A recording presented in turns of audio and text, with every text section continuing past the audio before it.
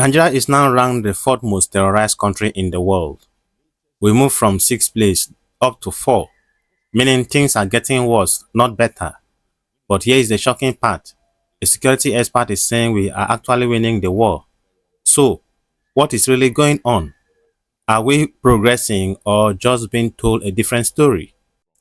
In this video, we are looking at a recent interview with security analyst Salisu Dantata, where he breaks down Nigerian latest Global Terrorism Index ranking, why insecurity is still rising, and the reason Nigeria hasn't fully defeated terrorism.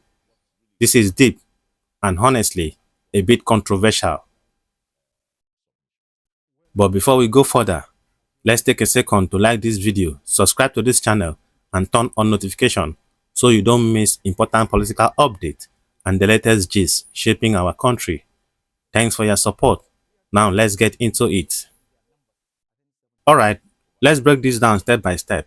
First, he says, Nigeria is now ranked the fourth most terrorized country. This is serious, moving from 6th to 4th, meaning terrorism has increased its impact, not reduced. Now the interviewer asks the real question, is Nigerian military failing? And this is where things get interesting. We are winning the war. Salisu Dantata pushes back. He says, no, the military is actually winning the battle. He mentioned 70 to 80 insurgents neutralized, ongoing operation in the northeast and north central, airstrike targeting illegal mining and terrorist camps. So on the surface, yes, tactical wins are happening. My take, winning battles is not the same as winning the war.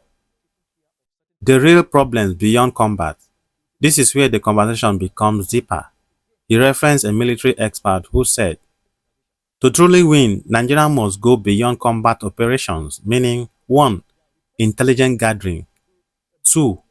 Community involvement, 3. Police warfare, and 4. Social stability. This is huge because terrorism is not just about guns, it's about systems. He also said military success are underreporting. He claimed something very controversial. The military victories are underreported, while terrorist attacks get more attention. Now think about that.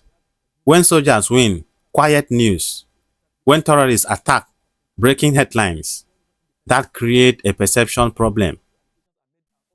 He mentioned foreign weapon restriction. This part shocked me. He says some countries like US have placed restriction on arms sales to Nigeria, meaning Nigeria struggles to get modern weapons. Procurement becomes slow and political, and in modern warfare, technology is equal to power. Pointing at lack of equipment, especially drone and other sophisticated weapons, he also mentioned something critical. Nigeria doesn't have enough drones, and this is 2026. Drones are arguably one of the most significant advantages in modern warfare. So if terrorists are mobile and hidden, you don't have surveillance tech, you are fighting blind. He mentioned foreign involvement and conspiracy claims. Now this is where it gets very intense. He suggests that some foreign actors may be indirectly supporting instability. Reason he gave: illegal mining, economic exploitation, strategic control. He even mentioned reports of helicopters allegedly dropping weapons for bandits. Now this is serious claim. Whether fully true or not, it shows deep mistrust in global politics. He also talked about our weak borders. He highlighted another major issue. Nigerian borders are too porous, which means weapons can enter easily, fighters can move freely, terror groups can expand across regions. This is not just a Nigerian problem, it's a Sahel region crisis. He made mention of regional politics affecting security. He mentioned tension with neighboring countries like Niger because of political conflicts. Joint military efforts have reduced, and that's dangerous. because terrorism doesn't respect borders. Local information and community problems. This might be the most important point of all, he says. He says some locals actually help insurgents. Reason of fear, loyalty, ideology, and survival. So imagine fighting an enemy that already has support inside the community. Critical thinking and deeper meaning. Let's pause and think deeply here. This entire discussion reveals one thing. Nigerian terrorism problem is not just military. It's a combination of weak system, economic struggles, political tension, global influence, community dynamics. This is multi-layered crisis. What this means for Nigeria? What does all this mean for the average Nigerian? It means security challenges may continue. The government needs more than just military action. Citizens have a role to play. Trust in institutions must improve. And most importantly, without security, nothing else works. No education, no business, no health care. Now, let me be fair. Not everyone will agree with this analysis. Some people will say the government is underperforming. Corruption is the real issue. Military strategy is outdated. Others will argue progress is happening. Challenges are global. Nigeria is improving gradually. So the truth is, this is a high debated issue.